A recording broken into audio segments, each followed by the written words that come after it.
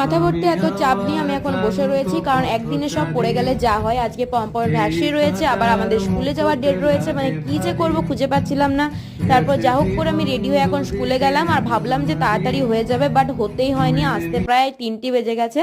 তো এরপর আজকে আমাদের যাওয়ার একটাই কারণ ছিল, কারণ আজকে আমাদের কম্পিউটারে খাতা দেখাবে, নাহলে আজকে আমি স্কিপ করে যেতাম স্কুল এমনিতেও রোজ যাওয়া হয় না।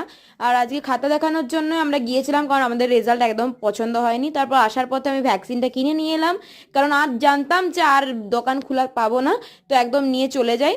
তারপরে হচ্ছে এই যে অরিকে নিয়ে গিয়েছিলাম, কারণ পম্পমকে একা ভ্যাকসিন নিতে যাওয়া মানে ওকে নিয়ে আমার পসিবল হয় না, দিদি থাকলেও হয়। আর এই যে দেখো সবাইকে বলছে কামড়ি দেবো, এইরকম করে, এত ছটপট ছটপট করে, আমার একার পক্ষে কোনোভাবে পসিবল না। তারপর আমি অরিককে নিয়ে গেলাম, তো যা হোক করে ভ্যাকসিনটা দিয়েছি। আর এই যে এটা হচ্ছে ওর পাসপোর্ট, এটা ছাড়া ও কোথাও অ্যালাউ হবে না, মানে ওর ভ্যাকসিনের ডোজগুলো দেখবে তারপর অ্যালাউ করবে। তো চলো নেক্সট ব্লগে দেখা হবে, টাটা।